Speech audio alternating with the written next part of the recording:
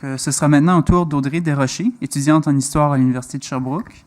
Elle travaille sur l'établissement des mercenaires allemands dans la seigneurie de Beau-Rivage, sous la direction de Benoît Grenier. Donc aujourd'hui, elle va explorer le cas des femmes de ces mercenaires. Et je te laisse y aller.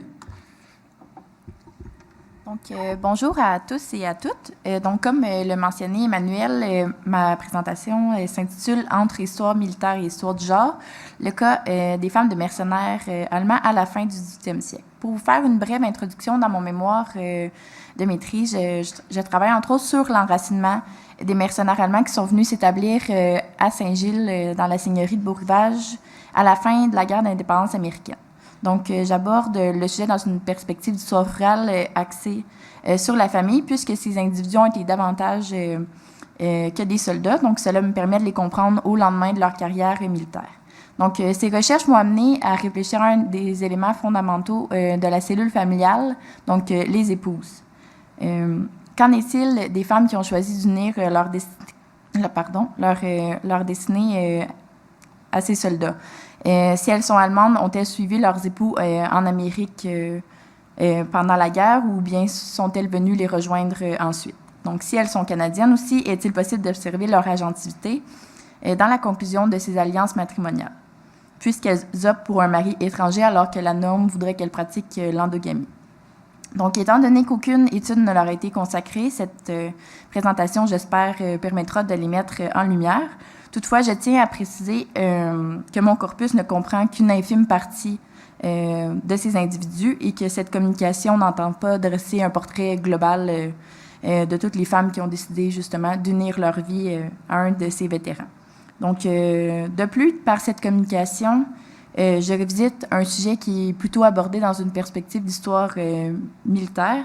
Donc, j'espère vous montrer qu'il est ainsi possible d'analyser un sujet comme celui-ci autrement que par l'histoire des batailles et des armées. Donc, ainsi, dans la première partie de cette présentation, je mentionnerai quelques raisons pour lesquelles nous connaissons peu de choses à propos de ces femmes-là. Ensuite, il sera question des femmes allemandes, puis la dernière partie, en fait, traitera des épouses canadiennes. Donc, d'abord, pourquoi cet oubli? Lorsque nous jetons un œil à l'historiographie de l'immigration dans le Canada pré-industriel, il est facile de voir qu'il y a beaucoup d'études sur les immigrants français. Les études ne manquent pas, on va se le dire. Toutefois, les autres minorités sont vraiment moins bien représentées dans l'historiographie. On retrouve quelques ouvrages sur les Écossais, les Acadiens et les Juifs. Les mercenaires allemands, en particulier, ont reçu un traitement moins généreux. Très peu d'historiens et d'historiennes se sont penchés sur le sujet, hormis Virginia L.C. de Mars. Donc, le vide laissé par ceux-ci et celles-ci a été comblé partiellement par des généalogistes et d'autres amateurs et amatrices d'histoire. En ce qui a trait à leurs épouses, comme je l'ai mentionné, aucune étude ne leur a été consacrée.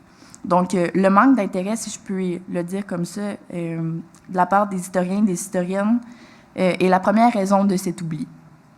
Ensuite, même dans les ouvrages des généalogistes comme le Dictionnaire des souches allemandes et scandinaves au Québec, qui est l'outil indispensable lorsqu'on veut faire des recherches sur les mercenaires allemands qui se sont établis ici, il y a des lacunes.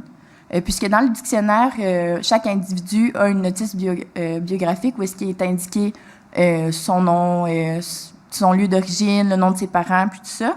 Il y a aussi un endroit où est-ce qu'il est indiqué le nom de son épouse. Puis, il y a des informations aussi, on retrouve les actes notariés les concernant. Toutefois, cet outil-là m'a été très utile pour trouver justement les actes notariés. Il y en a aussi d'indiqués pour leurs épouses.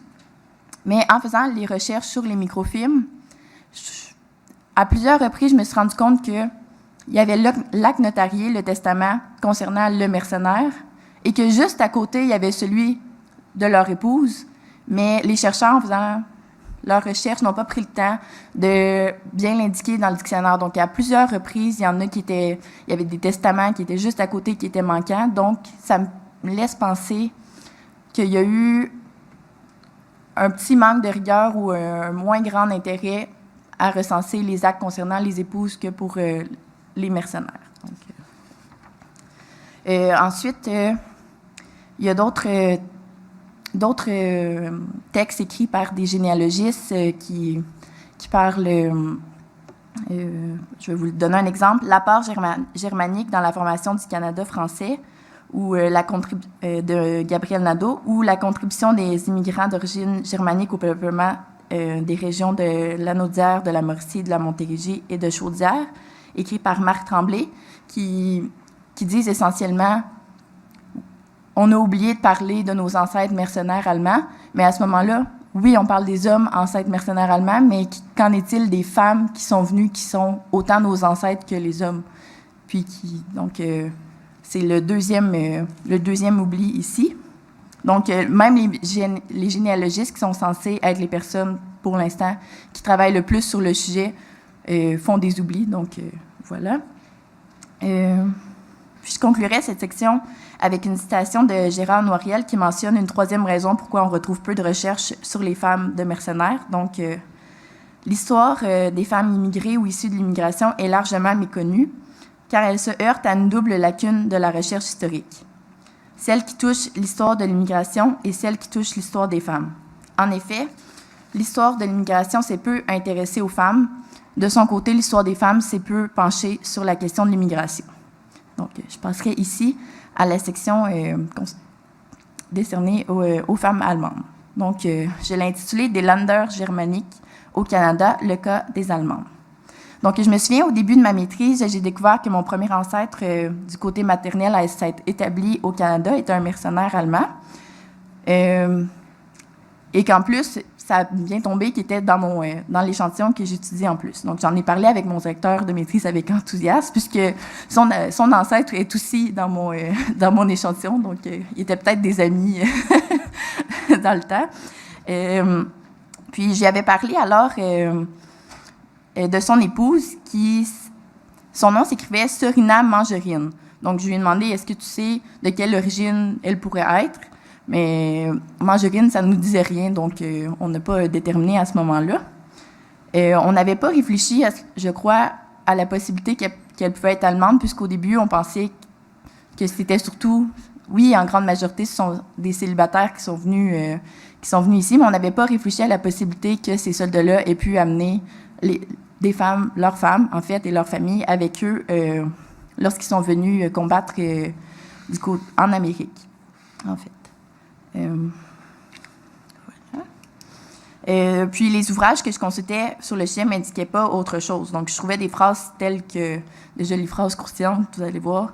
Donc, plusieurs de ces concessionnaires sont catholiques et nul doute que de gentilles Canadiennes ne tarderont pas à venir briser leur solitude et seconder leurs efforts de défricheur. Ou bien, ce sont les belles de chez nous qui, aveuglées par l'amour et malgré l'emprise importante qu'exerce sur elles l'Église catholique d'alors, oublient momentanément leurs devoirs religieux et se marient sans autorisation dans la religion de leur futur époux. Donc, il est certain que ce ne sont pas la majorité des femmes qui sont d'origine allemande, mais je me demande, est-ce que c'est pour autant qu'il faut les passer sous silence? Donc, au fil de mes recherches, j'ai fini par découvrir le véritable nom de Suriname Mangerine, qui était Eva Lavina Sofia Mangerine. Pardon pour mon accent allemand qui est vraiment pas présent.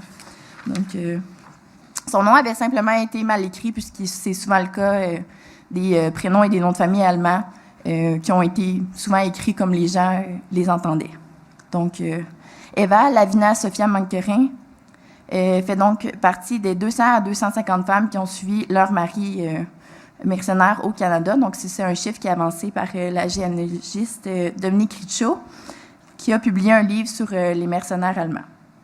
Donc, leur présence n'est pas étonnante puisque les femmes ont toujours accompagné les armées, quoique l'histoire les passe souvent sous silence. Selon Dominique Richaud, c'est surtout des sous-officiers qui, grâce à leur autorité, étaient plus en mesure d'imposer la présence de leur famille auprès d'eux. Donc, puis, il faut mentionner aussi que les troupes de Hesse et Hanau auraient été plus souples puisque les chasseurs auraient eu droit d'amener avec eux 6 femmes par compagnie. Donc, ça correspond à ce que j'ai trouvé dans mes recherches, puisque les 6 femmes allemandes que j'ai sur mon échantillon de 16 femmes ont épousé des soldats qui provenaient des soldats de Hesse et Hanau. Donc, pour ces 6 femmes-là, il m'est pas possible de vous dire exactement de quelle ville elles sont originaires, puisqu'il n'existe pas de registre militaire comme pour les mercenaires allemands, donc c'est pas possible pour moi de vous le dire. C'est pas possible pour moi non plus de vous dire si elles sont veuves ou célibataires avant leur mariage avec les mercenaires, puisque j'ai pas accès non plus à cette information-là.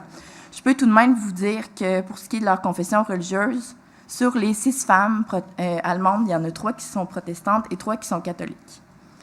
Puis qu'il y en a 2 sur les 6 qui vont devenir veuves, puis qui vont ensuite épouser un autre vétéran allemand. Donc, parfait. Donc, on peut ici voir qu'étant donné qu'elles sont protestantes et qu'elles marient un protestant, qu'il y a peut-être un désir de rester fidèles à leur religion. Puis, pour ce qui est des femmes allemandes, je vais passer quand même rapidement. Donc, la majorité sont catholiques, la majorité sont célibataires aussi quand elles se marient au Mercenaires. Je suis rendue à ma 3e section, c'est pas très clair. Désolée, avec la préparation du colloque, ma présentation, c'est ça. Donc, la 3e partie s'intitule « Se marier à contre-courant, trace de la gentilité des femmes canadiennes ». Donc, il y a 10 femmes canadiennes dans mon échantillon de 16 femmes. Donc, comme je l'ai mentionné, la majorité sont catholiques, la majorité sont célibataires au moment de leur mariage. Puis pour ce qui est de leur origine socio-professionnelle, c'est un peu délicat à analyser au même titre que les femmes allemandes, puisqu'il n'y a pas de mention de leur profession dans les registres ou dans les actes notariés, comme c'est le cas pour les hommes. Puis il n'est pas mentionné non plus, dans le cas de celles que j'étudie, leur père n'a pas une mention de profession. Donc ça me laisse penser qu'elles sont issues de la paysannerie, que leurs pères sont sans doute des habitants. Donc, ça ne veut pas dire que parce que les femmes n'ont pas de mention de profession, qu'elles travaillent moins. C'est simplement que leur travail est moins visible. Elles participent aux différents travaux nécessaires à la transformation de la forêt en terre cultivable. Elles s'occupent du poulailler, du bétail et des travaux agricoles, le tout en ayant plusieurs grossesses.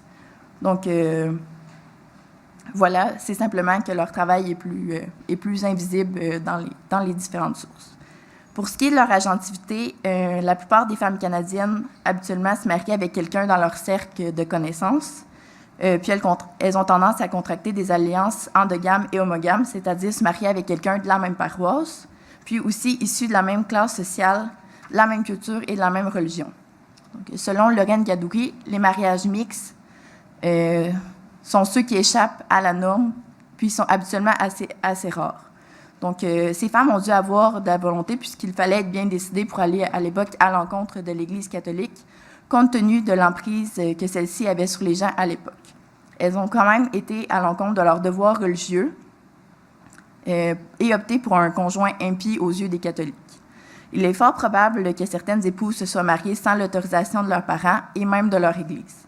Donc, la solution la plus simple pour 2 individus qui tenaient vraiment à unir leur destinée à ce moment-là, c'était de se marier dans un temple protestant, puisqu'il tenaient moins rigueur, comme s'ils se mariaient dans une église catholique, il y avait plusieurs rituels à passer avant de pouvoir le faire. Donc, je dirais, pour conclure cette section, que le fait que les Canadiennes aient passé outre ces éléments dissuasifs laisse entrevoir leur capacité d'agir, leur capacité de prendre en main leur destin. On peut émettre également l'hypothèse que les mercenaires allemands avaient peut-être un capital de charme et de beauté, ainsi qu'un patrimoine que ne possédaient pas les hommes issus de la communauté locale. Donc, les femmes auraient pu être tentées par cet exotisme, ce qui fait en sorte qu'elles n'ont pas opté pour un mari comme les autres. Donc, ça va me faire plaisir, lorsque ça va être la période de questions, d'amener des nuances à cette agentivité-là. Si vous avez des idées de questions, ça va en être une.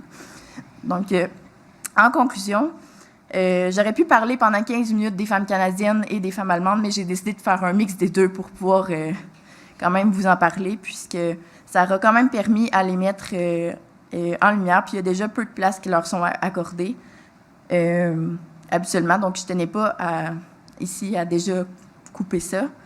Puis je suis consciente que ma contribution est minime puisque mon analyse, comme je l'ai dit au début, se base seulement sur un échantillon. Donc j'espère que vous avez quand même fait voir qu'il est possible d'aborder un sujet qui est à la base sans plus pouvoir être abordées sous une perspective d'histoire militaire.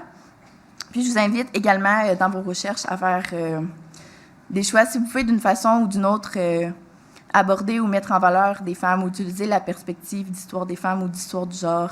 C'est toujours bénéfique pour les recherches, selon moi. Donc, il me fera plaisir de répondre à vos questions. Et voilà, c'est terminé.